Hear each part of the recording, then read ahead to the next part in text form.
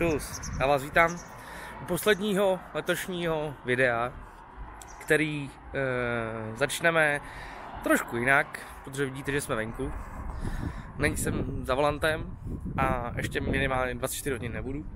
Teďko jsme ve Španělsku, zůstal jsem stát. Tady, když se podíváte, je to takovejhle, to sluníčko svítí, komplex, kdy já jsem vlastně samozřejmě se vydal na svoji oblíbenou tradiční cestu. To znamená, že vyrazili jsme do Španělska v neděli večer, projeli jsme dolů do Malagy, co mě sledujete na Instagramu, tak víte, že jo, klasika. A cestou zpátky jsem vlastně měl nakládat měl jsem 6 nakládek, teď abych nekecal, 6 nakládek, že jo, motorky, klasika. A bral jsem cestou ještě nějaké další věci. Přijel jsem na poslední nakládku v pátek, půl druhý, říkal jsem si, teda půl druhý, půl třetí, říkal jsem si pohoda, jsou tady do večera, bohužel nebylo to tak. Takže v pátek jsem vlastně měl všechno naložený, teďko bohužel jenom 2 palety, na který tady čekám vlastně od pátku, tak jsem tady zůstal stát. Jsme ve městě, který se jmenuje Ondy, je to tady někde kolem Valencie, je to nějakých 370 km od Barcelony. Zůstal jsem tady stát a já vám v tomhletom videu povím, jak je i život trackera, který vlastně se musí prokousat s těmahle problémama a jak je složitý.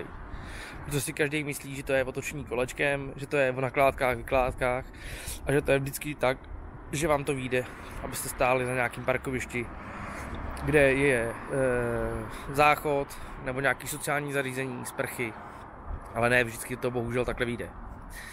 Už nejeden tracker nebo na jeden kamionák samozřejmě takovýhle video natáčel, už samozřejmě jste to mohli víckrát, ale já bych vám to chtěl vidět, abyste to viděli z pohledu mýho a my jsme se na to společně podívali. Takže my jsme tady v pátek přistáli, já jsem měl ještě nějaký 2 hodiny do cíle, do cíle 2 hodiny jízdy a bohužel vlastně jsem sem přijel a koukala na mě taková krásná cedulka. Když se podíváte, tady tomu ani nemusíte umět španělsky, ale určitě pochopíte, co se děje. To znamená, že 15. prosince od 8 do půl druhý je nakládka. Podle Google a podle mě, nebo podle objednávky, jsou tady normálně do 7. Bohužel tady v pátek teda jsou do 4 jenom, ale měli tady být do 4. Ale bohužel se stalo to, že samozřejmě jsem přijel a firma tady nikdo není. I před Vánocema já jsem očekával teda nějaký komplikace, ale neočekával jsem takovýhle komplikace. Takže se nedalo nic lepšího dělat, než prostě zůstat stát tady na jednom místě, kdy já jsem prostě už teď se mi to zbláznilo. Já jsem prostě nemohl už nic lepšího vymyslet a zase zajíždět tady někam všelijak jsem taky nechtěl a ono hlavně ani tady jakoby v okolí žádný velký místo nebo řešení není, kam ten kamion postavit, jo? Protože kamion není osobák a nejde zaparkovat jen tak někde. Za jedno, aby nepřikážel, za druhý už, jak jsem říkal, s tím problémem. Jsou tady v tom okolí jsou parkovací místa, jakoby tady v té průmyslové zóně, protože se nacházíme tady vlastně je takový jako průmyslovka, kde je vysloveně samá porcelánka. Je tady asi 8 nebo 10 firem ve okolí, který se vlastně zaobývají jenom dlažbou, obkladama a tadyhle tím importem, exportem. Že jo, tady vlastně ve okolí ty porcelány dělají, takže tady to tak nějak v okolí je. No a i když tady je městečko, ale prostě to městečko je takový menší a za jedno je dovnitř zakázaný vjezd nad 12 tun a za druhý tam je prostě celkově problém s parkováním. Řekněte si to dobře, tak vymyslíme nějakou pumpu. No, pumpu. Pumpy tady jsou dvě, ale jedna je omezená na výšku a druhá je bez parkovacího místa. Takže to je další takový problém, kdy prostě vás tam nenechají stát. Tady ve Španělsku je hlavně to problém, že tady nechtějí, aby tam parkovali kamiony. To znamená, že tam jsou takový jako, jak to říct, zastřešení, který je prostě na určitou výšku a prostě ten kamion se tam nedostane. Je to tak akorát na osobák, dost často jsou na tom napojený solární panely. Teďko už vlastně se to tady rozšířilo, kdy už vlastně jste to viděli, když já jsem parkoval v tom Bezdějersu, kde vlastně celé to parkoviště je zakrytý, je to teda vysoko kvůli kamionům, protože to je parkoviště jenom pro kamiony a tam vlastně ty solární panely jsou nainstalované. Takže dost často to je takhle tmě.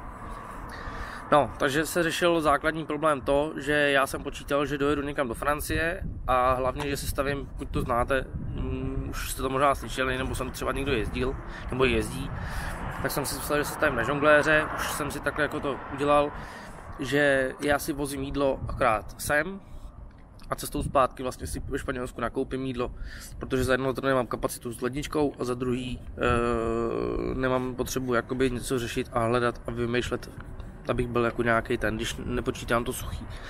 A jelikož nás teď čeká odstávka před Vánoce, tak už jsem samozřejmě chtěl spotřebovat ty zásoby, co mám v autě. Ať už se jedná o pečivo, ať už se jedná o ty suché věci, které mají taky nějakou určitou trvalivost. A tak prostě nechtěl jsem jakoby tahat toho zase víc. A i vodu, že jo, protože pak to auto bude stát 14 dní nebo týden. A nechtěl jsem, aby samozřejmě, když bude mrznout, tak mi to auto zmrzlo, prasklo, nedej bože, a nějak se to řešilo. Takže to se řešilo a tak jsem tady prostě zaparkoval, koukal jsem, nejbližší krám je odsud samozřejmě 2,5 km, což není daleko, ale kdybych tam měl jít se zásobama, tak bych se pronesl, že jo, to je tašky 2,5 km, tam 2,5 km zpátky, je prostě mazec. Takže jsem auto odpřáhl, nechal jsem tady návěs, vám jsem vložím video, že jsem opravdu tím tahačem před ten Lidl dojel, kdy jsem byl. Toto není žádná splacená spolupráce, to je prostě fakt. Jídlo jsem si tam nakoupil, vrátil jsem se tam zpátky, sem zpátky. Takže to je jedna taková z menších problémů, protože dost často jako samozřejmě si řidiči vozejí jídla dost, takže kolikrát jako třeba tohle to neřešejí. No, bohužel v tuto chvíli fakt to pro mě byl můj případ. Druhá věc je taková, kterou si lidi neuvědomujou, a to je sociální zařízení. To, že se řidič tady pošplechne pod kanistrem, protože prostě musí a cítí sám sebe a nemá to rád, nebo jsou lidi, kterým to nevadí, ale mě to prostě extra vadí. Takže se tady pošplechne pod kanistrem. Jo, je to něco jiného tady, kdy vlastně tady sice okolo jezdí auta, ale já když si vlezu dozornu za návěs, tak mě nikdo neuvidí, že jo. Slíknu se do půl těla, prostě pošplechnu se pod kanistrem, kdy vím, že ta voda není nejteplejší, ale když si ji vouřiju, ať už v konvici, nebo nebo na hořáku, že, takže můžu mít tak jako vlažnou a prostě můžu se umýt a základní hygienu si udělat. O čištění zubů ani nemluvím, že. Tady prostě kanál, jdu si vyčistí zuby nad tím a řeším to takhle. No ale ovšem druhá strana je kam na záchod, že. Takže to prostě se řeší všelijakýma způsobama. Včera jsem to řešil tím, že jsem si prostě došel na Mekáč, který je tady, já nevím, asi kilometr a něco, tak jsem si prostě dojel tam a odskočil jsem si tam. Jenomže když prostě to nejde jinak a prostě tam možnost tady není, protože Španěláci vlastně jsou takový, že, nebo nejenom Španěláci, ale konkrétně budu mluvit dnes o Španělsku, protože to Španělsko, tady jsme a tak Španělsko je takový, že tady je prostě v neděli zavřeno. Je to všelijak prostě o krámech, je to o některých fabrikách, i když tady samozřejmě ne všechny fabriky tady mají samozřejmě zavřeno, ale převážná většina z nich má zavřeno. V obchodě samozřejmě všechny, když to nevezmu nějaký malý trafiky, pumpy taky, protože pumpy tam mají samozřejmě tankovací automaty, ale nebudu počítat ty na dálnicích, samozřejmě tam, kde otevřený jsou, ale tady v těch městečkách, tak samozřejmě tady je, co ty dvě pumpy jsou, ať je to jedna, co je tady pode mnou, já nevím, asi kilometr, a druhá kilometr nahoře, nebo 2 kilometry nahoře, no ale tam jsou prostě zkrátka jsou to automaty, protože ta jedna je spojená s autoservisem a pneuservisem, takže tam je bez obsluhy celou dobu. A ta druhá samozřejmě prostě zavírá, má otevřeno od 8 od rána do 6 do večera, nebo do 7 do večera a pak je tam jenom automat. Takže jídlo se tam, nebo jídlo nějaký občerstvení se tam dá koupit, ale v automatu a je tam tankovací automat na placení, že jo, terminálem. Nebo i když i hotovostí. No takže druhá věc, kam prostě na toaletu. Řekněte si, je to teď trošku nechutný, to co vám povím, není to zrovna vánoční téma, ale probrat se to musí, protože je to takový veřejný tajemství. A i když vlastně se o tom moc nemluví, ale jsou lidi, kteří si to prostě nepředstavujou a jsou lidi, kteří o tom nevědí a přemýšlí. Řekněte si, kamionáci jsou prasata. Ale ono na jednu stranu prostě jsou věci, které jinak nejdou. A když si řeknete, prostě ten záchod se musí, no on se nevymyslí, ale sám od sebe jakoby nejde zjistit, kde je, jo. Takže jsou varianty určitý, že buď si ten kamionák nebo ten řidič sebou vzí samozřejmě ekozáchod, když ho má kam dát. Nikdo nechce, aby mu to smrdělo v kabině.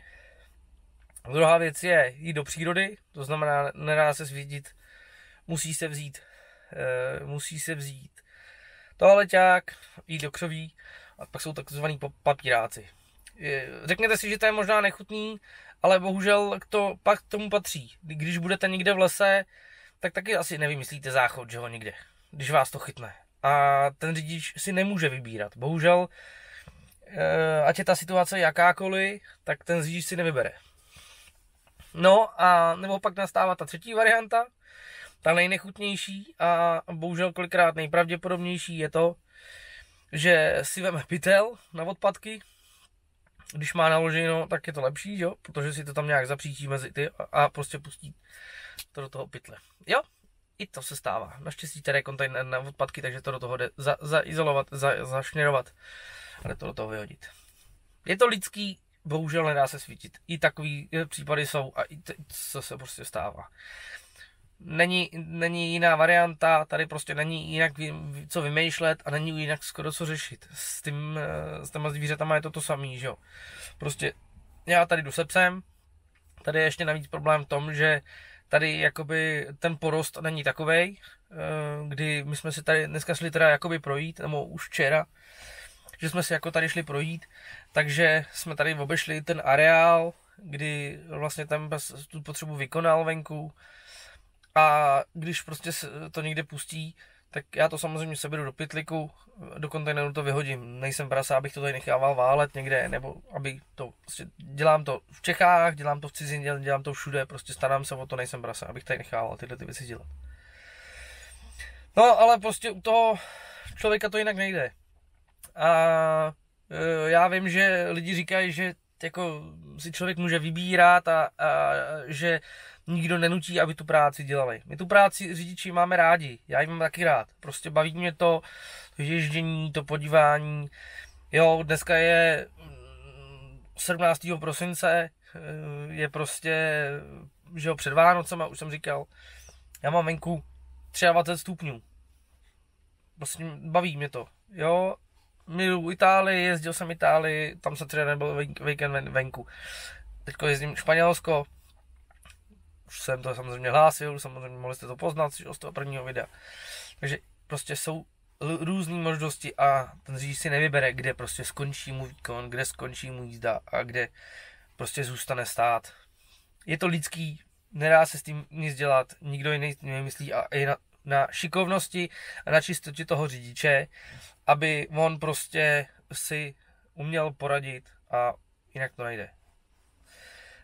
Co zároveň mě strašně vadí na řidičích, kdy vlastně takhle musí dělat někde víkend, protože my jsme vlastně se tady byli projít okolo a já vím, že to nedělají všichni řidiči, ale převážná většina z nich to dělá, to, že se prostě něco sní, vypije a ten bordel prostě vyhodí z okna ven. Je to vidět na německých parkovištích, je to vidět na českých parkovištích, je to vidět na italských, na rakouských, já nevím kde ještě. Prostě a tady ve Španělsku je to taky vidět. A tady v těch průmyslových zónách určitě. Je prostě vidět, že tady zaparkuje šofér, který se nají, veme bordel a vyhodí ho z okna ven. Válej se všude. PET flašky, protože to vlastně řidič se to pustí do flašky, vyhodí to ven. Prázdní flašky, prázdní obaly a všude prostě, a je to takový i nechutný, ale ty řidiči, prostě ty lidi si to dělají sami. Pak se divějí řidiči, že tamhle jim zakáže parkovat, tamhle zákaz parkování, tamhle se udělají blokády, aby se tam neparkovalo, prostě ty kamionáci jsou prasata a vyházou to ven. Neříkám všichni, já to takovou věc nedělám. Všichni víte, že já tady vedle sebe mám koš, mám tady pytel s bordelem, nahážu tam bordel, když je možnost, vyhodím to. Když mám ten koš plnej, svážu to, hodím to do návěsu, pak když při nejbližší příležitosti to vyhodím. Všude, kde jsem jezdil a jezdím, přes Německo, přes Rakousko, přes Francii, přes Itálii, i tady ve Španělsku, na těch parkovištích, ať je to dálniční parkoviště, ať je to malý parkoviště, ať je to na těch okreskách parkoviště, tak tam vždycky jsou kontejnery, kam se ten bordel dá vyhodit. A doprčic, neříkejte mi, že přece takovej problém vzít tu věc, dát si ji do tašky, nebo do igelitu, do něčeho a pak to vyhodit. Jo, a přece se to všechno dá řešit. Nebudu být prase, abych to bordel vzal a vyhodil. Z okna udělal si bordel ještě to. A řekneš si, já tam nepojedu, no přece je jedno, že tam nepojedu, ale pojedu tam jiní a na ty lidi na to koukají stejně. Můžu zaplať pámu, jsem rád, že prostě odsud mě nikdo nevyrazil, že si tady ten bordel nedělám, že ho mám tady, vedle sebe tam je kontejner, takže pak jdu, vyhodím to, uklidím to. Ale to jsem zase zabrousil do témata, kterého jsem jakoby moc bruslit nechtěl. Já jsem původně měl v plánu řešit jak, co a jak, a už jsem zase zabrousil tady do bordelu. A mluvím debatě o hobně, což jsem taky nechtěl. No, zkrátka, a protože my jsme tady skončili vlastně v pátek, dneska je už neděle, naštěstí, takže zítra ráno se to tady vlastně otevře, tady naložím 2 palety a doufám, že pojedu rovnou domů, kdy bych měl mít vykládku v Hořovicích, měl bych mít vykládku v Praze a snad pak rovnou pojedu na firmu, že už nám nebudeme nic vymýšlet, protože přece jenom konec roku se blíží a já budu v Čechách někde ve středu, při dobrý vůli ve středu, horší to bude ve čtvrtek. A ten rok zakončíme vlastně školením řidičů, který vlastně je povinný pro každého řidiče na kamionce, aby jednou za rok chodil a většinou to využívají tady vlastně přes ty Vánoce, anebo před Vánocema, když je to volno. Protože vlastně nám mezi svátkama se nikdo nepojede, takže nám se vlastně vrátí až vlastně 2. nebo 3. ledna se vrátíme zpátky za volant. Jo, takže bude to takový volnější, snad odpočinkový. Tak uvidíme, jestli to bude vycházet dobře. No jinak, jak řidič přežívá, tak to samozřejmě všichni víte. Já teďko televize, internet, telefonu, že jo, takže koukám. Tady jakoby není víceméně co vymýšlet, protože včera jako jsme se šli po tom městě s Čikem projít, že jsme si jako podívali tam, já jsem zaparkoval, nechal jsem auto u Lidlu, pak jsem vlastně přejel k tomu Mekáči, nechal jsem to tam. A prošli jsme se po městě, který jako fakt není velký, to je pár baráčků, tam jako se projít, po něčem se podívat. No a víceméně jsem se vrátil sem zpátky, protože jednou jsem měl strach, aby se taky tomu návěsu nestalo, že tady není pod kontrolou, i když tady jsou jakoby kamery, ale snad to bude dobrý.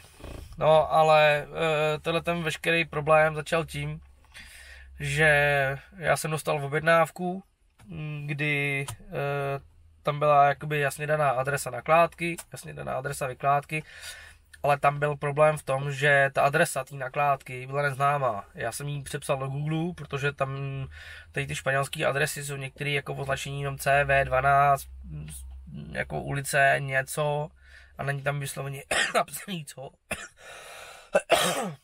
A tady by nebyl ani jako dost zřetelný ten název té firmy.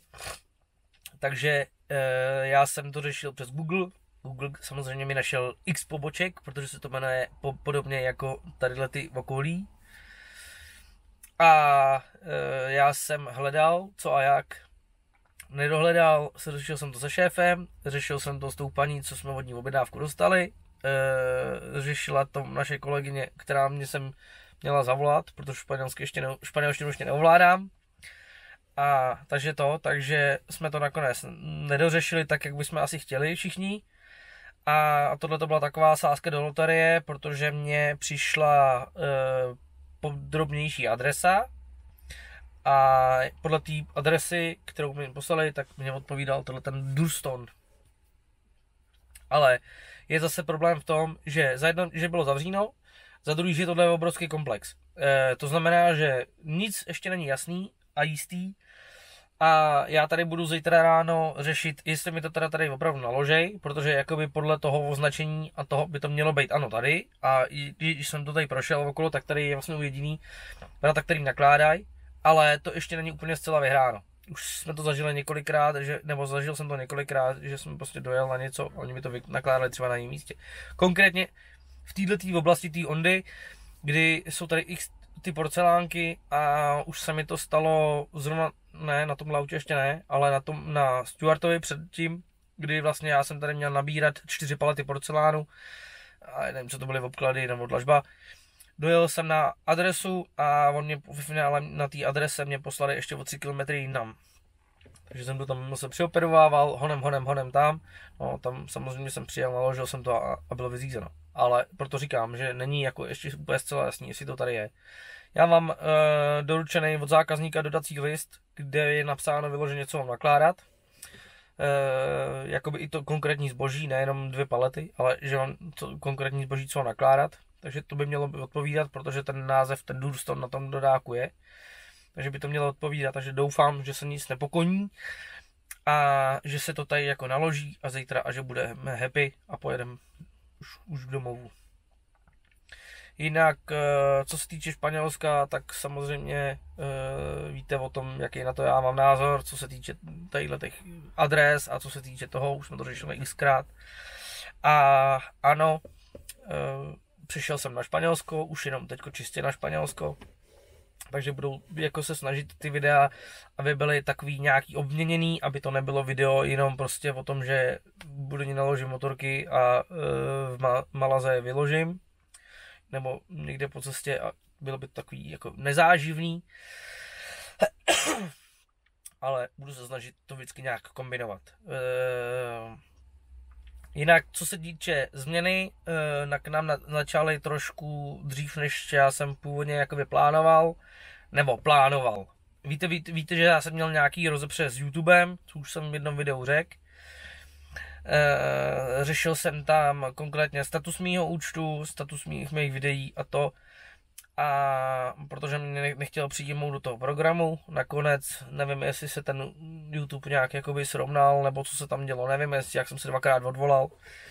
Takže do programu mě přijali, takže jste si určitě mohli všimnout, že teďko tady vznikla, tady dole někde je kolonka připojit se, kdy vlastně já se budu od nového roku snažit fungovat na 3 pozicích, to znamená, že budu vytvářet nějaký příběh na Instagramu, budu vytvářet nějaký věc na klasický YouTube a budu vytvářet na ten klub, kdy to budou jakoby videa, které budou za zákulisí, budu se snažit tam dávat něco ze svého života a budu se snažit jakoby tam to nějak kontextovat, tak, aby mi to odpovídalo a navazovalo to na sebe.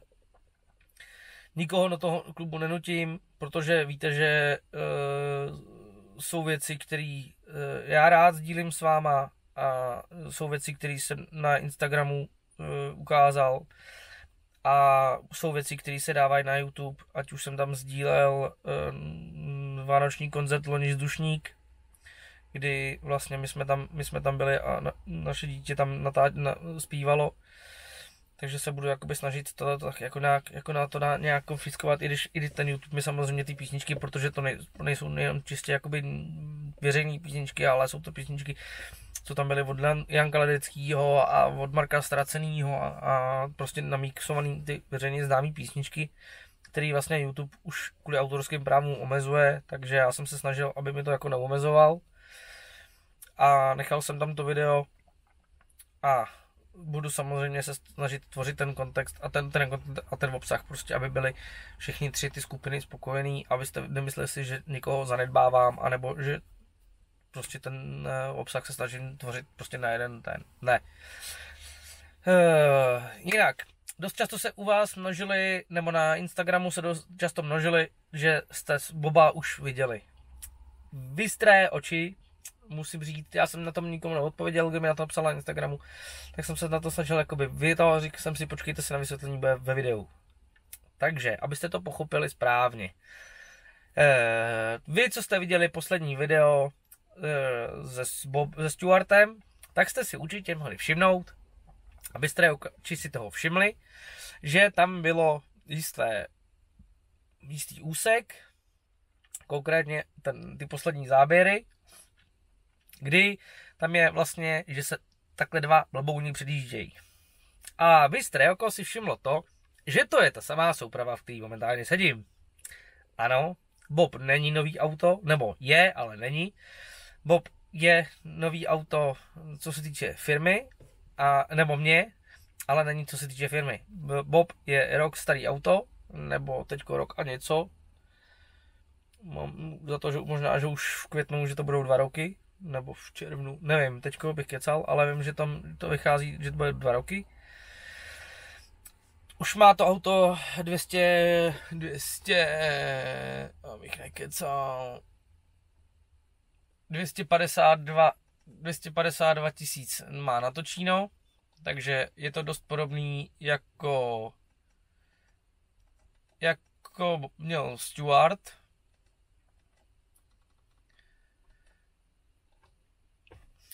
Ale pořád se na něm vychytávají takový ty drobný mouchy, co jsem vychytával já na Stuartovi. Jsem trpěl s servořízením. Já jsem, když jsem to auto dostal, tak během první jízdy se nic neprojevilo, během druhé jízdy se mi to začalo projevovat, už vlastně když jsem jel, tak se mi normálně stalo to, že já jsem měl volant v jedné poloze, snažil jsem se otočit o půl otáčky, jsem otočil, volant se zasek, kola se nehly, servo začalo kňourat. Poprvé, když jsem to dával do Volva, tak nám řekli, že s tím nic není, že Volvo kontrolovalo servo a kapaliny a tady to všecko, takže samozřejmě nic nezjistili. Druhá věc byla ta, že už to začalo dělat znova, takže vyměnili servočerpadlo, tak zatím se to drží, OK, uvidíme. Nebylo zase takový jako nic náročného, protože když jsem jížděl v Čech, tak bylo samozřejmě pod mrazem, což vlastně způsobilo to už minule, že já měl v letní kapalinu ve ostřikovačích, protože si říkám, jdu do Španělska, tam 25 stupňů, jak jsme mohli vidět, v Malaze dole bylo 28 dokonce, takže jsem měl letní směs ve ostřikovačích, jenomže ejhle, tralala, přijel jsem do Německa, -3, -5, -8, než jsem dojel do Čech, bylo -13, takže letní kapalina ve ostřikovačích, i když jsem se snažil marně jít přes Francii vystříkat, tak jsem ji asi nevystříkal tak úplně dokonale a zamrzly mi obě ty ostřikovací lišty. Přičemž jedna, nevím, jestli tady měli stědače nebo ne už, ale ta jedna praskla, ty držáky tam, tak na té liště jsou to 2 malé čudliky, kdy to prasklo, lišta mi takhle lítala dole, takže mě lítaly stědače nahoru dolů a lišta mi tam třískla do toho, takže z toho jsem byl úplně nešťastný, takže jsem dojel do Volva do Nýřan, kde mi vyměnili, nebo oni mi dali do ruky, já jsem si ji vyměnil. Takže ta lišta začala fungovat, tu druhou jsem prolil horkou vodou a chytla se následně taky, protože jsem tam nalil už potom zimní směr do ostřikovačů, takže už zaplať pámu to se chytlo. Takže to byly takový ty základní dětské chyby, které tady pomalu vychytávám.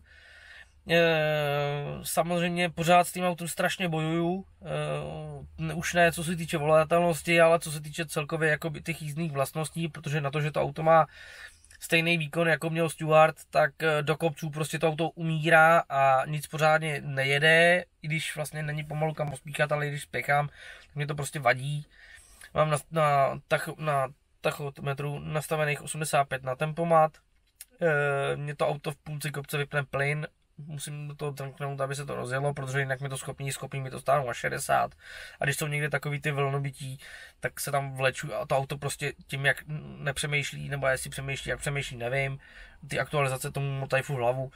tak už se mi stalo, že jsem prostě jel 40 do kopečka a to auto si nesmyslně přeřazovalo, ale prostě dělá to toho nastavení a pak to zase chvíli přestalo, protože se udělala nová aktualizace, naběhly mi nový systémy v tabletu, takže s tím strašně bojuju a co čtu Facebook a co čtu ty skupiny, tak nejenom já, ale i celkově jako ty lidi s tím bojujou. Takže to tak jako ještě dochytáváme. Zvykám si na ten tablet, zvykám si na tu kameru, protože ta si taky žije vlastním životem, přehazuje si to tam, jak se mu chce. Srovnal jsem si teda tachograf, kdy mi po vypnutí klíčku nepřeskakoval do postýlky, ale zůstával v kladívkách, takže už se mi asi 3x nebo 4x stalo to, že jsem zastavil na pauzu a nepředsvak jsem si to manuálně. Nebo i když jsem si to předsvak manuálně, tak mi to skočilo zpátky do kladívek, takže místo 20 minut pauzy jsem natočil po 20 minut kladívek a možná jsem tam stát další 3/4 hodiny, když jsem z toho byl nešťastný. Takže to je takový ty věci, které pořád bojuju. První věc, co jsme vyřešili, tak je samozřejmě vyřešená ta pojistka na tu mikrovlnku. Já nevím, jestli jsem o tom někde mluvil. Tuto věc jsem dořešil na Instagramu, kdy tady byla klasická celoskleněná válcovitá pojistka, co se dává na basáky do auta, v osobáku ji mám taky, co se dává tam. Ta pojistka mi schořela vlastně už při druhém použití mikrovlnky. Když jsem měl nastartováno, tak při druhém použití mikrovlnky najednou půc a vyplo to.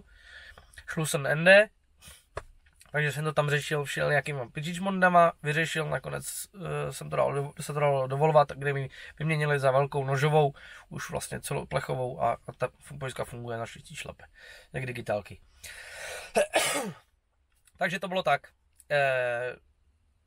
To je víceméně zhruba všechno, co bych jsem vám jako chtěl říct, oznámit, přednést, abyste viděli co a jak, co o tom baví, názorně vám nic ukazovat nebudu. Tohleto video je spíš takový jako poslouchací, si nepotřebujete na mě koukat, což asi si myslím, že nepotřebujete. Jinak zítra říkám, zkusíme tady naložit 2 palety a uvidíme, co bude se dít a co se nebude dít a co bude, jak bude, to se ví, neví. Nás čeká školení řidičů, jak jsem říkal po návratu. Měli bychom mít nějaký vánoční večírek, tak uvidíme, co bude, jak to bude vycházet, protože žádný oficiální informace jsem do dneška ještě nedostal. Takže uvidíme, co bude, co uvidíte, to uvidíte. Každopádně, já se s váma chci rozloučit. Já vám moc děkuju za podporu, kterou jste mi v letošním roce dali. Poskočili jsme na těch vysokých číslech sledovanosti ještě víc, než jsme začínali, což jakoby je super, že pořád vás to baví, že pořád rádi sledujete moje videa. Jenom bych vás chtěl poprosit, vy, co mě sledujete, protože pořád je 89% sledujících neodběratelů, tak zaklikněte si ten odběr, zaklikněte si ten zvoneček, vám to nic neudělá, mě to pomůže, ať porostou čísla, poroste tady to a já budu vědět, že o mě máte zájem a že vás moje tvorba baví.